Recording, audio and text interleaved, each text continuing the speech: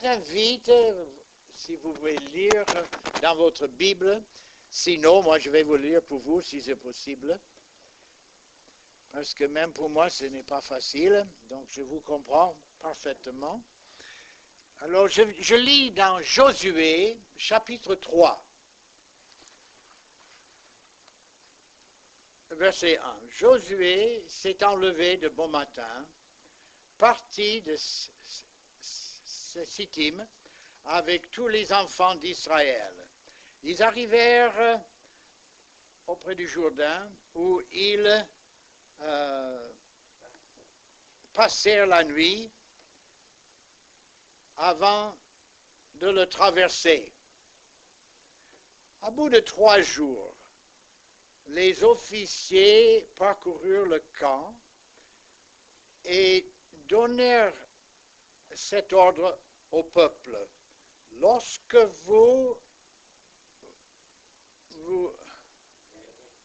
l'arche de l'alliance de l'Éternel, votre Dieu, oh là là, j'ai des difficultés ce matin, hein? Pourtant, je sais lire normalement. L'Éternel, votre Dieu, porté par des sacrificateurs, les Lévites, vous pourriez vous êtes et vous vous mettez en marche après elle. Mais il ira entre vous et l'arche 2000 coudées et n'approchez pas. Elle vous montrera le chemin que vous devez suivre, car vous n'avez point encore passé par ce chemin. Le texte de mon message ce matin, car vous n'avez point encore passé par ce chemin. Ils allaient maintenant, après avoir passé 40 ans dans le désert, ils allaient entrer dans une autre façon de vivre. Ils ont vécu des miracles tout le long de ces 40 ans. Chaque matin, la manne est tombée du ciel. Ils ont pu s'abreuver d'un rocher qui les suivait partout dans le désert. Assez d'eau pour tous ces, je crois qu'ils étaient plus d'1 million d'habitants, vivant sous les tentes là-bas. Ils ont vu les miracles, mais maintenant, il a dit, vous n'êtes pas passé par ce chemin auparavant. Vous savez, je vois beaucoup de similarité entre Israël à ce moment et nous à ce moment. Et c'est sur cela que j'aimerais pencher ce matin et considérer. Vous avez remarqué, il a dit, vous allez suivre l'arche de l'alliance. Le sacrificateur devait porter l'alliance et aller au-devant. Et il devait le suivre. Nous avons aussi à suivre le Seigneur. Il ne devait pas courir en avant et dépasser les sacrificateurs. Et il ne devait pas non plus traîner en arrière, autre chose à faire, etc., etc. Mais marcher pas à pas jusqu'à traverser la rivière. Nous avons beaucoup à apprendre par là. Parce que parmi nous, il y a toujours ceux qui veulent courir en avant du Seigneur, n'attendent pas, toujours pressés, et cassent le nez. Nous devons non pas toujours courir en avant, mais marcher avec. Ça, c'est le plan de Dieu, de marcher tout le temps avec le Seigneur, d'être en communion avec lui, et de jouir de sa compagnie, de toute sa présence tout le long du chemin, de marcher à pas avec lui. Il ne faut pas traîner en arrière non plus. Il ne faut pas avoir de bonnes résolutions et puis ne jamais les mettre en exécution. Il ne faut pas être toujours occupé avec des choses inutiles. Il faut marcher avec le Seigneur. Et c'est ça que j'aimerais ce matin que nous comprenions tous. Nous devons toujours marcher avec lui. Pas devant, ni traîner derrière, mais avec lui. Il a dit, mais vous gardez 2000 coudées entre vous et l'arche. 2000 coudées, c'est à peu près en kilomètres. Alors, ils avaient toujours l'arche en vue, mais ils ne devaient pas perdre de vue, marcher toujours comme ça. Vous dites, mais 1 kilomètre, c'est loin ça. Comment est-ce qu'ils ont pu voir 1 kilomètre? J'ai eu le privilège d'être probablement sur un des endroits sur Terre qui n'existe peut-être pas ailleurs.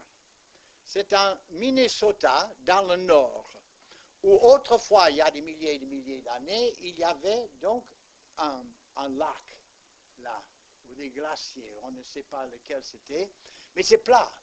Quand je dis c'est plat, je veux dire plat comme cette table ici, exactement comme ça. Hein. Il n'y a rien, je n'ai jamais été dans un endroit semblable, ni avant ni après. Alors là, j'étais avec quelqu'un, et c'est une drôle de sensation d'être plat, plat, plat. Alors il a dit, vous voyez le village là-bas, c'est à 12 km. On le voyait comme ça, hein, 12 km. À ce village-là, qu'on le voyait d'ailleurs, c'est à 10 km. Et ainsi de suite. Mais vous savez, jamais de ma vie, on pouvait voir des villages à 12 km, mais là, oui. Et là où les Israélites se trouvaient, c'était pareil. C'était plat. Ils pouvaient voir facilement l'arche devant eux, garder l'œil dessus et de marcher, mais de garder une distance d'1 kilomètre. Oh, c'est quelque chose pour nous tous de saisir ce matin l'idée que malgré le fait qu'on marche avec le Seigneur, on garde une révérence. Il n'est pas notre copain. Il est avec nous, il est le berger, il est toujours avec nous, mais il est au-dessus de nous. Il est notre maître, il est notre berger. Nous devons avoir un respect. Il est extraordinaire. Même Jésus, quand il était sur terre, quand il était avec ses disciples, tout le temps, il a dit « Mon Dieu est votre Dieu ». Il n'a jamais dit « notre Dieu », sauf quand il a dit « Quand vous priez, vous dites « notre Dieu ». Il se mettait toujours à part, et les disciples le savaient. Même quand il est arrivé au-devant d'eux, en disant « Suivez-moi, et je vous ferai des pêcheurs d'hommes », vous savez, il savait qu'il était plus qu'un homme ordinaire. C'était Dieu en chair. Et quand nous sommes avec lui, gardons ce respect pour lui. Les Juifs l'avaient. Oh, quand les Juifs, encore, ils gardent cette révérence vers Dieu. Quand les scribes ont écrit en hébreu, bien sûr, l'Ancien Testament, ils l'ont écrit mot par mot. Quand ils sont arrivés au mot Dieu, se sont arrêtés, placé la plume, ils ont lavé les mains, puis sont revenus. Et quand ils ont trouvé le mot Yahvé, éternel, Jéhovah, alors ils ont pris un bain tout entier. Quand vous pensez qu'il y avait quelquefois l'éternel 2 ou 3 fois dans un chapitre, et quelquefois des versets qui suivent, imaginez le nombre, ils avaient ce respect. C'est Dieu. Et Christ est avec nous, mais il est au-dessus de nous. Gardons cette révérence, parce que c'est là qui nous donne la force. Dieu est avec nous. Ce n'est pas simplement un copain qui est avec nous, c'est Dieu lui-même qui nous accompagne. Il y avait des choses nouvelles maintenant qui allaient se passer. Tout allait être différent. Eux, ils allaient quitter le désert pour entrer dans un pays où coule le lait et le miel. Ils allaient avoir des jardins, des arbres fructueux à leur disposition. Au lieu de vivre sous des tentes, ils allaient vivre maintenant dans les maisons de pierre. Tout a été différent. Voilà, je fais l'analogie maintenant avec nous. Pour nous aussi, il va y avoir des différences. Ça ne sera pas exactement pareil. Par exemple, à la fin de la réunion, là-bas, en rue André Gide, vous ne serez pas obligé de partir tout de suite. Hein. Vous pouvez rester dans la salle et parler un petit peu. Ça sera différent. Nous allons voir des gens nouveaux. Nous allons avoir les occasions de distribuer les traités avec notre tampon dessus. Nous allons avoir une adresse. On peut même inviter des pasteurs de venir et de prêcher chez nous. Les choses seront différentes. Comme avec eux, il en est un sera avec nous aussi. Des miracles. Oui, ils avaient des miracles. Avant, comme je vous ai dit, la manne qui tombait du ciel, ils avaient l'eau, ils avaient vu beaucoup d'autres miracles. La terre s'ouvrir, ils ont vu Dieu agir. Mais pas dans la même façon qu'ils allaient le voir maintenant. Ils n'ont jamais vu des murailles tomber devant leurs yeux. Ils n'ont jamais vu des géants encore. Ils n'ont jamais vu des armées innombrables devant eux. Et eux, un tout petit peuple, ils n'ont jamais vu des choses comme ça. Mais le Dieu qui les a accompagnés pendant 40 ans dans le désert sera le même Dieu qui les accompagnera dans le pays promis. Et malgré toutes les difficultés qu'ils allaient rencontrer, ils auraient la même protection, le même Dieu. Et nous avons vu des miracles. Même le miracle de ce local où nous allons, qui sera notre église. Je ne vais pas vous donner les détails maintenant. Ça sera vendredi soir que je vous donnerai les détails. Mais c'était un miracle que nous avons trouvé ça. Et puis, que Dieu a pourvu tout l'argent pour le mettre en état. Que Dieu est allé au-devant de nous. Mais tout ça, c'est dans le domaine matériel. Ça, nous le connaissons maintenant. Mais ce que nous ne connaissons pas encore, c'est qu'est-ce qui est réservé pour nous dans l'avenir. Mais on sait une chose, que le même Dieu qui nous a aidés dans le domaine matériel va nous aider dans le domaine spirituel. Parce qu'à partir de maintenant, ça ne sera plus les choses tellement matérielles, ça sera des âmes qui sont en question. Et dans le domaine spirituel, Dieu sera avec nous, comme il était avec nous jusqu'ici. Oui, mais avec des nouvelles possibilités, il y a des nouvelles responsabilités. C'est à vous maintenant. Ça sera votre église. Votre église. C'est comme votre maison. À vous de vous en occuper. Une fois que tout est terminé et on vous donne les clés, à partir de ce moment, c'est à vous de nettoyer la moquette. À vous de faire ceci, cela, de garder, laver des vitres, etc., etc. Ça sera votre maison. Ensuite, en plus, il faut aussi payer tous les frais. Hein. Maintenant, les frais sont à votre disposition. Alors là, il faut que vos offrandes couvrent tous les frais. Quand vous invitez, quand vous faites quelque chose, vous êtes les responsables. Ça sera tout à fait différent maintenant. On entre dans un autre royaume, dans un autre aspect, mais avec le même Dieu quand même. Il ne faut pas croire que maintenant Dieu va vous abandonner. Au contraire, il va nous soutenir. Il va nous encourager. Il va aller au-devant de nous, comme les sacrificateurs avec l'arche. Nous n'avons qu'à le suivre.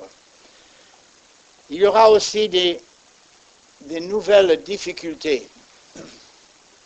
Vous savez, Paul a dit que nous n'avons pas à combattre contre le chair et le sang, mais contre les autorités dans les lieux célestes, contre les esprits malins. Mais, tout en disant cela, il a dit, tenez-vous ferme. Ayant à vos reins la vérité comme ceinture, prenez l'épée de la parole, vous devez avoir la cuirasse de la justice. Il nous a revêtus de toutes ces armes pour combattre, le bouclier de la foi, d'aller en avant. Vous savez que dans cette armure, est-ce que vous n'avez jamais pensé, il n'y a rien pour couvrir le dos. C'est-à-dire que si vous tournez le dos à votre ennemi, si vous n'avez pas peur, si vous avez peur d'avancer et vous tournez, là vous êtes susceptible à toutes les flèches du malin. Mais si vous faites face, vous avez Dieu avec vous. Ne pensez jamais, je vais retourner en arrière, je vais courir devant l'ennemi, non. on avance devant l'ennemi. Parce que Dieu est avec nous. Il nous a laissé ça, et puis il nous a laissé l'arme secrète, la prière. Et avec cette arme secrète, on peut demander à Dieu de faire des choses incroyables pour nous et de nous faire avancer. Ça, c'est ce que Dieu nous a laissé. Oui, des difficultés, oui, mais le même Dieu, il est le Tout-Puissant. Il n'y a rien qui est impossible à Dieu. J'aimerais terminer avec l'idée qu'il y aura des miracles, des nouveaux miracles. Maintenant, Israël va voir les murailles tomber. Ils vont voir comment Dieu peut agir devant les multitudes en face. Nous aussi, on va voir des choses miraculeuses. Maintenant, c'est avec beaucoup de joie que je vous dis ce que je vais vous dire. C'est que le miracle, ils avaient le premier, c'était de franchir le Jourdain. Alors là, il y avait les sacrificateurs qui allaient au-devant. Ce que je vais souligner avant d'aller plus loin, c'est que tous les miracles que nous allons voir à partir de maintenant, que ce soit dans l'histoire de Josué ou dans notre histoire, il faut avoir la foi. C'est la clé pour les miracles. Avec la foi, on avance. Et sans la foi, on n'avance pas. Quand ils sont arrivés au Jourdain, qu'est-ce qui est arrivé? L'eau a dépassé les rives, inondé tout le territoire là. Et Dieu a dit, marche. Alors, vous pouvez bien imaginer, hein, les sacrificateurs, hein, allez-y, oui, allez-y. Alors, l'eau qui coulait, n'est-ce pas, le fleuve qui débordait, ils avançaient, et au fur et à mesure qu'ils avançaient, Dieu a commencé à agir. Tout d'un coup, les eaux se sont mis en tas. Il n'y a que Dieu qui peut mettre des eaux en tas comme ça. Nous pouvons mettre des briques comme ça, mais pas de l'eau. Est-ce que vous avez jamais essayé de mettre de l'eau comme ça? Il n'y a que Dieu qui peut faire ça. Mais Dieu peut le faire. Amen. Dieu peut tout faire. C'est ça qu'on oublie des fois. Alors, il fallait qu'il se mouille d'abord les pieds avant que Dieu agisse. Qu'est-ce que je veux dire par cela? Je crois que cette expression, se mouiller, on a peur de se mouiller, ça vient de là. Je crois que ça vient de cette expérience-là. Avant que Dieu agisse, il faut que nous mouillions les pieds, que nous avancions avec la foi. Quand il dit marche, qu'on n'ait pas peur d'avancer.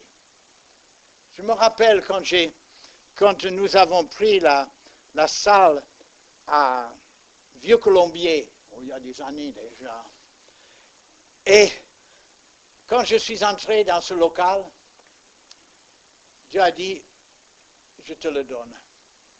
Alors, donc j'avais cette assurance dans mon cœur. Alors, j'ai demandé combien ça coûte. Oh là là, pour acheter, c'était une fortune que je n'avais pas. J'ai dit, pour louer, c'était encore une fortune tous les mois. Alors, j'ai calculé vite dans ma tête. J'ai pour 6 mois. Je peux payer le loyer pour 6 mois. Il a dit, est-ce que vous êtes prête à signer le bail pour 9 ans?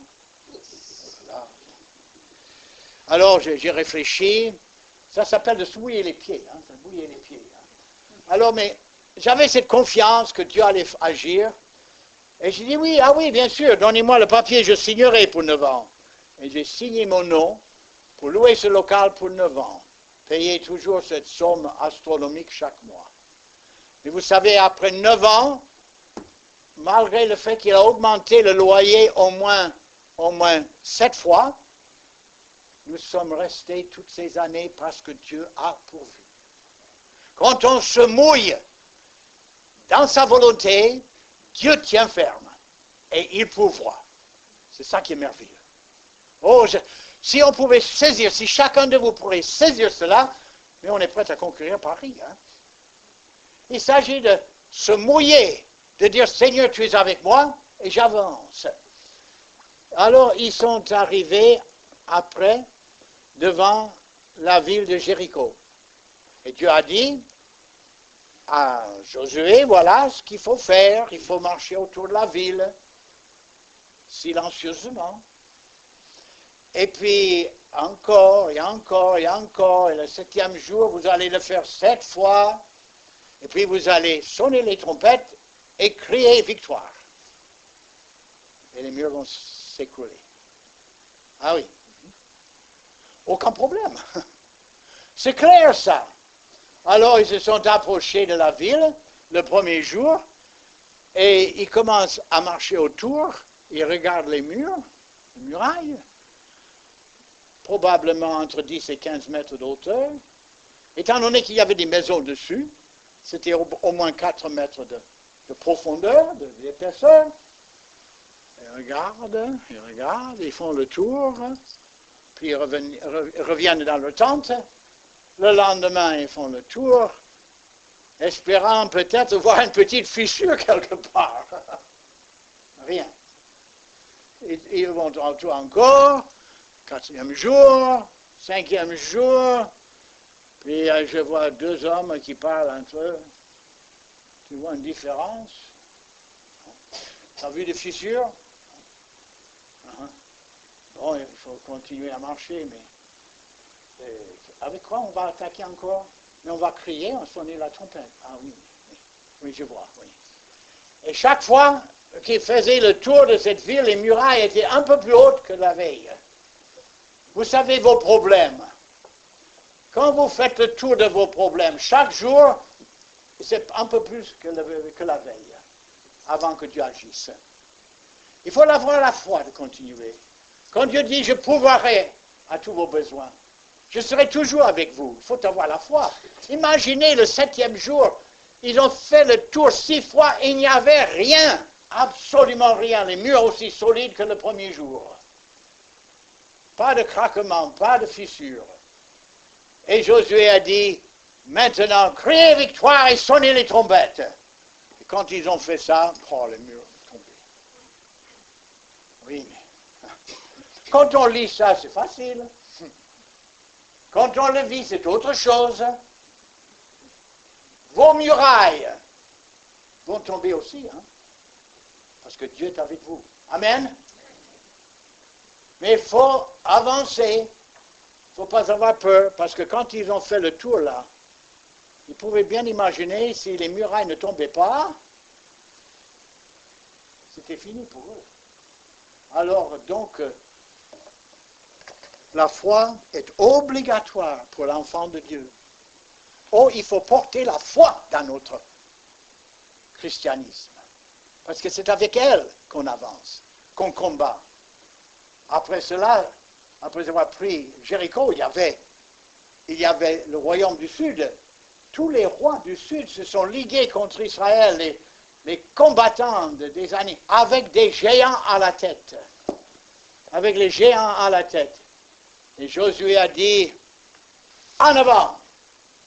Alors ils ont attaqué et Dieu a travaillé et a combattu avec Israël. Il a envoyé des frelons. Vous savez ce que c'est, les frelons? Vous savez quand ça pique, hein? Vous le sentez bien, hein?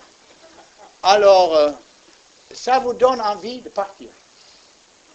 Quand vous êtes attaqué avec les frelons, vous n'argumentez pas, vous partez. Et ils ont couru, et Israël derrière. Et puis, la grêle est tombée sur eux. Et puis, parce qu'ils étaient en train de gagner, Josué, avec la foi qu'il avait, il a dit que le soleil s'arrête là où il est. Et le soleil s'est arrêté. Et encore, ils ont combattu une journée de plus. Dieu était avec eux. Mes amis, Dieu est avec nous. Dieu est avec nous. Et quelquefois, on se demande, mais avec quoi on va combattre la ville de Paris? Comment est-ce qu'on peut faire quelque chose à Paris? Qu'est-ce que nous avons? Mais nous avons le message de la croix de Christ. On va annoncer que Christ est mort pour eux et que Christ peut changer leur vie et que Dieu peut faire d'un pécheur un véritable saint pour sa gloire. Vous dites, oui, mais c'est peu de choses. Hein? Je vais vous dire si c'est peu de choses. Vous savez, les 12 disciples, qu'est-ce qu'ils avaient pour conquérir le monde? Ils étaient un groupe de Juifs dans un pays occupé par des Romains et sous persécution. Et qu'est-ce qu'ils ont fait? Ils ont prêché la croix. Ils ont continué à prêcher la croix jusqu'à ce que l'Empire romain s'est écroulé devant la croix de Christ. Dieu nous envoie dans cette ville, et moi je dis, Seigneur, fais des miracles. Je ne suis pas content de voir le statu quo. Je ne veux pas voir quelqu'un qui s'amène de temps en temps. Je veux voir Dieu faire des choses extraordinaires, comme il a fait dans le domaine matériel. Je veux qu'il fasse ça dans le domaine spirituel, que des âmes se tournent vers Christ, que des gens soient sauvés, baptisés, devenir membres de l'Église, que notre Église grandisse, pas à une vitesse normale, mais à une vitesse extraordinaire. Le temps est court. Jésus-Christ va venir bientôt. L'enlèvement est juste devant nous. À nous de se lever et de dire par la grâce de Dieu, on va conquérir Paris. Tout ce que Dieu met devant nous, on prie, Seigneur, qu'il t'accepte. Oh, je n'entends pas des amens, mais je l'ai dit moi-même, hein, en moi-même, parce que je suis sûr que si Dieu nous donne ce local, c'est pour le remplir. Je le répète, vous n'avez pas entendu. Que si Dieu nous a donné ce local, c'est qu'il le remplisse. Et qu'il nous donne une victoire après victoire, que ça soit des miracles devant nous, des miracles de salut, des vies changées, une église qui croisse, une église qui soit un témoignage dans ce quartier, un quartier où nous ne connaissons personne. Et les gens vont nous regarder, mais qui êtes-vous? Nous devons briller là, nous devons faire attention comment nous sommes, la manière dont nous réagissons. Nous devons être une lumière dans ce coin de la ville pour que toute la ville de Paris sache que l'Évangile est prêché là. Si vous n'êtes pas sauvés ce matin, pendant qu'on chante le cantique que Pasteur Bozzi va signaler, je veux que vous veniez ici pour accepter notre Seigneur Jésus-Christ. Et si vous n'êtes pas encore tout à fait en règle avec lui, en marche avec lui, si vous n'avez pas cette foi en vous, pourquoi ne pas venir aussi en disant par la grâce de Dieu, Seigneur, donne-moi ce qui me manque dans ma vie spirituelle. Amen. Alors nous allons chanter ce cantique et tous ceux qui veulent venir, qui viennent pendant qu'on chante.